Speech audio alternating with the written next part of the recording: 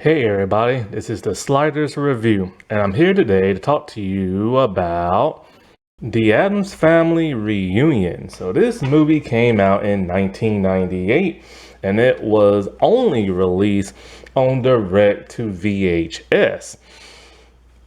A lot of people don't really even knew this movie existed. Some people knew it existed but just never seen it. Some people like it and many do not. It's one of my least favorite Addams Family projects.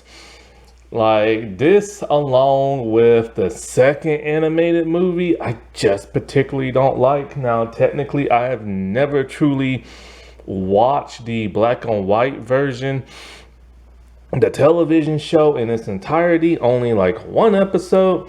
Maybe that'll change in the near future, who knows? But every other Addams Family property I like. But this movie,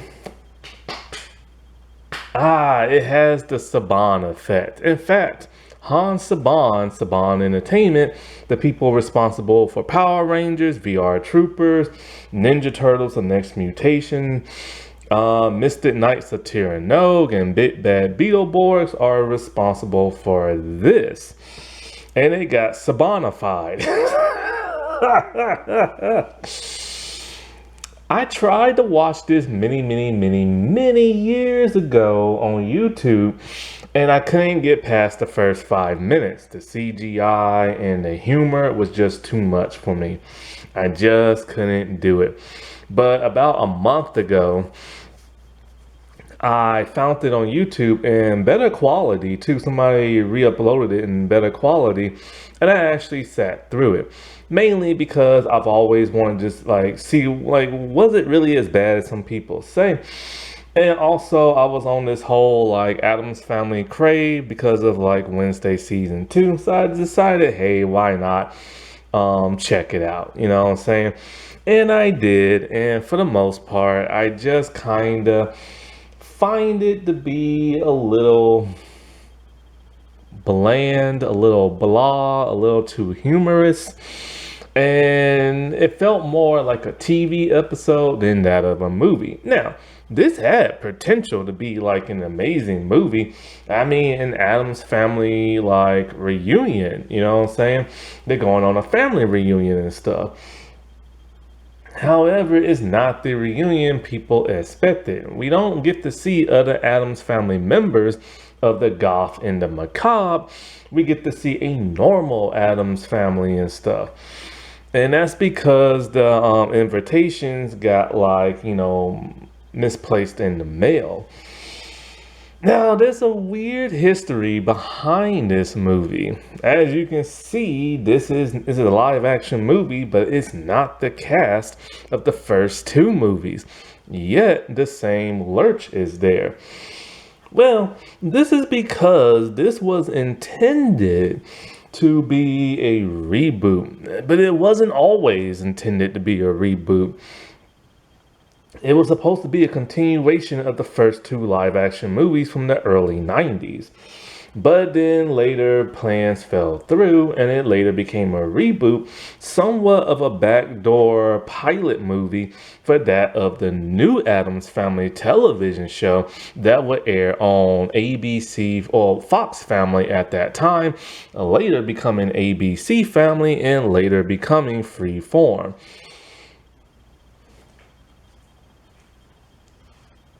And so when it comes to the production side of this movie, this is when things get kind of really interesting, right? So, like I said before, it came out on VHS, not even on DVD. And it didn't even come on TV around that time. And it certainly did not come out in the movie theaters. Hans Saban bought the VHS rights to this because home video was starting to take off and he wanted to be part of that craze. And so after a while, this was supposed to be intended to, be connected to the first two movies. Dave Payne is the one who directed this movie, and he wanted it to be dark and like, gothic and very similar to that of the first two movies, a darker, edgier tone and stuff. But when Saban came around and then later bought the rights to it, he instructed Dave to make this kid friendly, as he does with a lot of his projects. That's why Power Rangers was very kid friendly in the beginning. Then, like when he bought the rights back for the Nickelodeon era, it became very kiddie and everything. The Ninja Turtles, Big Bad Beetleborgs. You gotta give it up to the man. He wants to entertain kids. That's fine and good, but teenagers and adults watch this stuff too, and they don't want something that's very silly and very goofy. It was kind of the same way when he bought the rights to like Casper with the Wendy the Witch thing. And I think he made that as well. And it was very different from the first Christina Ricci live action movie. Funny thing, this man has like made two like sequel-ish type movies that Christina Ricci was originally a part of. Now, he instructed Dave to mimic that of the first two movies and the live action television series that was black and white, but take out all the darkness and the edginess and just make it very kid friendly. So all the dark humor was gone and a lot of the satire. So he just wanted a very, very PG rated version of like the first two movies and the television show. I mean, technically, Addams Family is very like silly. I mean, it was a sitcom back in the day, but it has to have a little bit of that edge. Originally, they did want the original cast from the first two 90s movies to come back, but sadly, Raul Julia passed away. And till this day, in my opinion, he is the definitive, like, Gomez Addams. Yes, technically, he doesn't act like the John Ash. That's the John Ash? That's his name? No. God, what's that dude's name?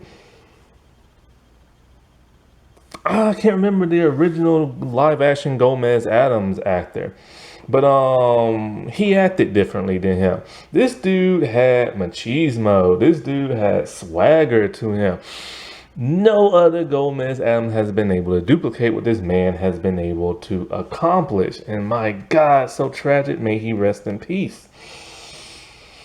And so because of that, the actress Angelica Houston, I believe her name is, and Christopher Lloyd, who played Morticia and Fester, they just decided, hey, he passed away and we're not making another movie without him and stuff. And by that time, Christina Ricci and the dude who played Pugsley was starting to get older. So they had to get phased out for more younger cast. The only two who returned were that of Lurch and Thing. And so that's when they decided just to reboot the entire thing and recast everybody. And that's where we have the biggest problem. The recast didn't hit as well as the original live action movie cast. Like, some of them tried to emulate like their counterparts and everything, and it was a bit painful, sadly to say. It sucks that they couldn't be their own character and do their own thing. But, I mean, Tim Curry did kind of do his own thing. They wanted to make him more sillier and stuff. Also, he wanted to, but also try to act a little bit like Raul and stuff. But that's one of the major criticism of this movie, is that the acting isn't particularly all that great. Now, Tim Curry does a good job, but it's like, he's not the dude from the 90s movie, you know? It's just, you can't compare to that. And so his Gomez was a little bit more sillier, tried to have a little swagger and a more romantic type of sense, but it just didn't, I just didn't feel it, you know what I'm saying? And there's nothing against him. He's an amazing actor, and it sucks that I think he had a stroke, I believe, to where he's confined to like a wheelchair and does a couple of voice roles now, but barely does that. Such a great actor, but he does a pretty good job. But I'm just so used to the other dude, you know. Daryl Hannah, she plays Morticia, and I've seen her in the Kill Bill movies. Maybe that one. I think she was a mermaid in one movie or something like that. She tries her best, but she's no Angelica Houston. She tries to be it. There are times where her acting's okay in it, and then there are other times where she's trying too hard to mimic Angelica, and it's just not coming off very well. Now, Corel Shrey Sharkin, I believe that's how you say his name. He plays Lurch, and he played him in the first two movies, and he plays him again here. He has a little bit more comedic stuff and slightly more screen time than he's ever had in those first two movies. He still does a stellar job. Like, you know, I like his Lurch. He's just like the silent, like strong type who has comedic beats that are not really meant to be comedic, but they come off as very funny. I've always liked his Lurch. Oh man, sadly, his home burnt down in those California fires, and he lost a lot of stuff, including his clothes. And the man is extremely tall, and it's hard to find clothes for somebody of his size.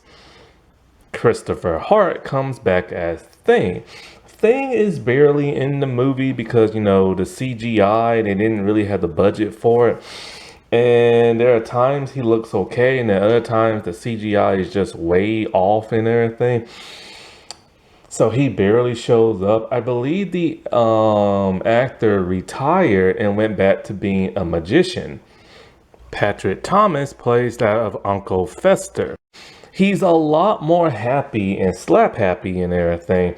And he likes to, like, I think he mutated like a dog or something like that. He doesn't act like Christopher Lloyd, who was more like, you know, this like ghoulish, like, you know, not so much a zombie, but I don't know, the way Fester used to act, like very ghoulish and odd and everything. This one just acts all happy and slap happy, and that's about it. And he's kind of in his own little world, doing his own little thing. And at the end, I think he gives Pugsley like fireworks, but it turned out to be a nuke. And there was like a nuclear cloud winter and everything. And he's just very slap happy. That's all I can think of. Nicole Figueroa. She takes over as Wednesday, and she has a great look to her. Sadly, she doesn't get that much screen time or much to say. They kind of tried to focus more on Pugsley, which is really interesting because he's always the forgotten one.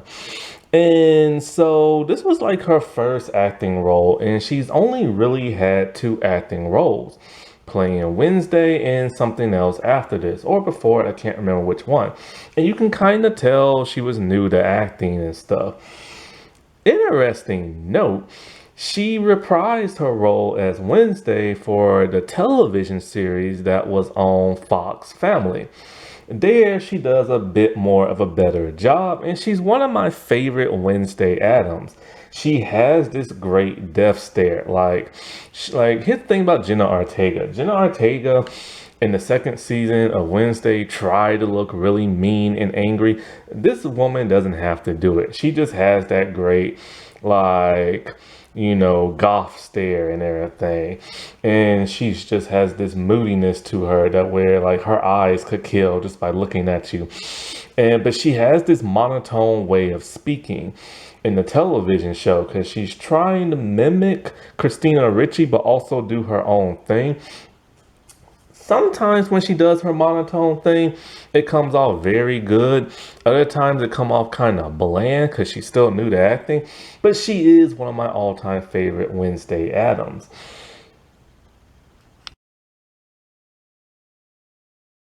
Jerry Messing, he plays Pugsley.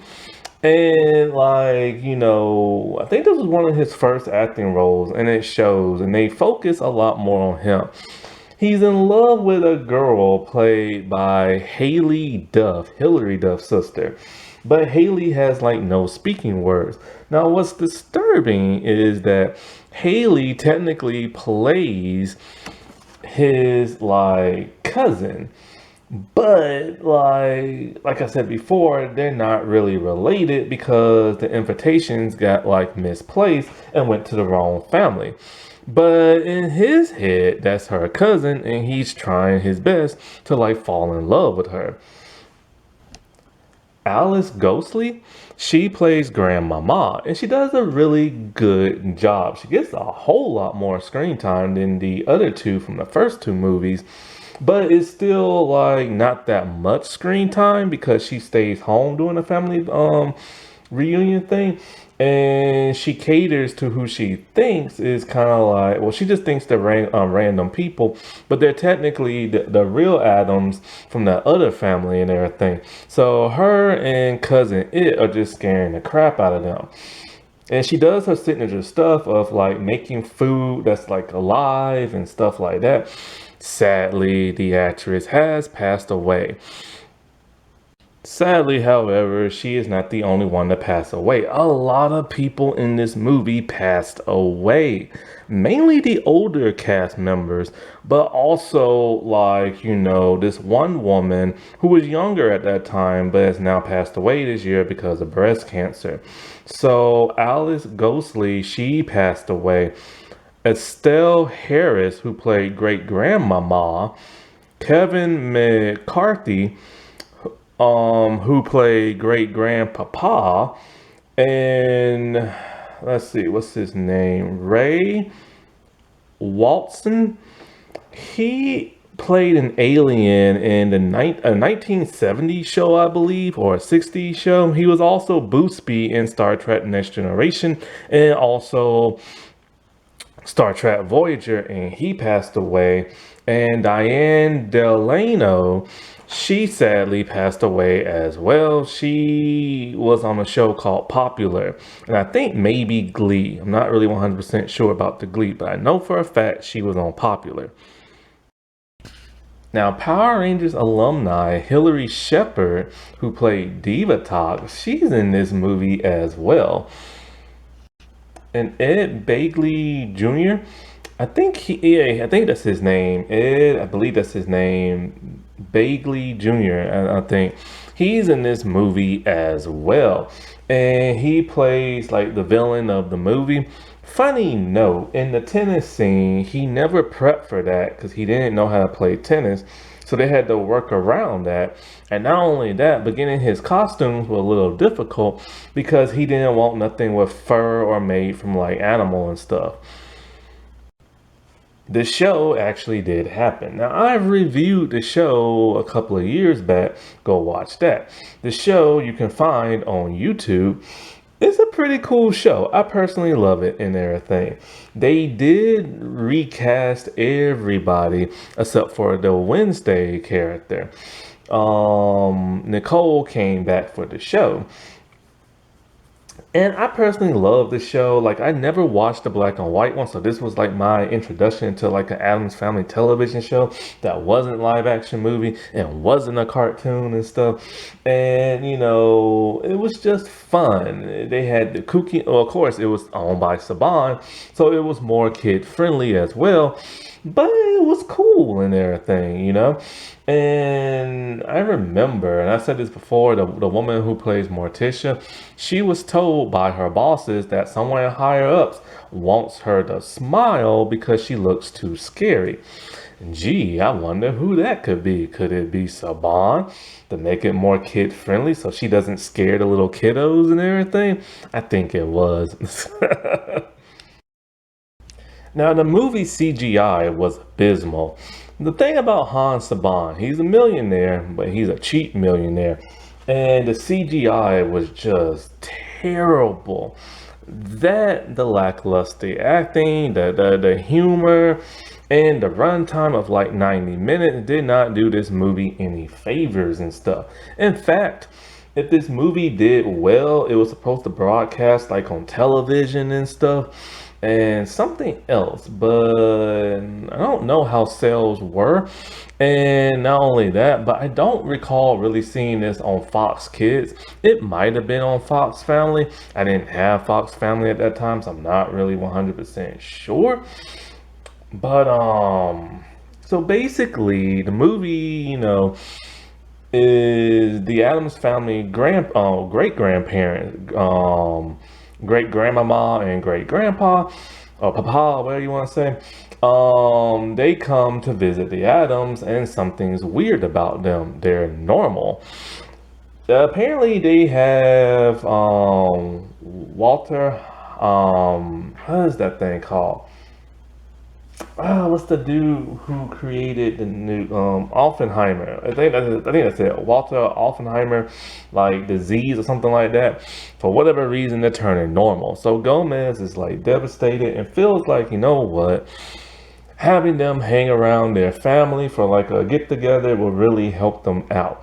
So when he does like the invitations for the family reunion, he signs it in blood. And supposedly that messes up the machine and it got sent to like the wrong family and stuff. So somehow they got sent to the other Addams family with one D in it.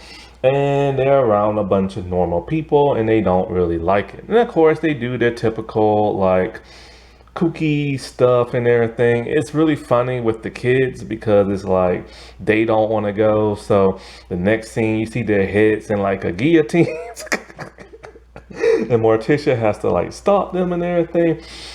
But the movie was just kind of, it's a little humorous and funny here and there, but for the most part, it's just kind of blah. The main villain of the movie, played by Ed, he's like a doctor and everything, and he wants his grandfather, played by the Ray actor, he wants him to die so he can get the inheritance and everything. And so like him and Gomez cannot get along and they're constantly competing with one another. Then at some point in time, towards the end, one of the family members feel like Gomez and Morticia just aren't good enough for Wednesday and Pugsley. So they put them in the foster system. And then Gomez gets like committed to like an insane asylum where like Ed's character is trying to either electrocute him or lobotomize him or something like that. It just gets really, really crazy. So they have to like, once like, the dude, his grandfather, played by the Ray actor, he comes in on a motorcycle, tells them what's going on. They have to like bust like Gomez out. They have to get the kids out like the foster system. And then towards the end, that's when they set off like the nuke, and it's like nuclear winter. It's just a really odd movie. It's a little humorous and everything. It should have been written a heck of a lot better, but they had no choice. It was basically sabotaged by that of like Saban to make it more kid friendly. And that's the problem right there. The Addams family, they have to have a little edge to them. They have to have a little bit of the kookiness. It's okay to have the kookiness. That's what people love.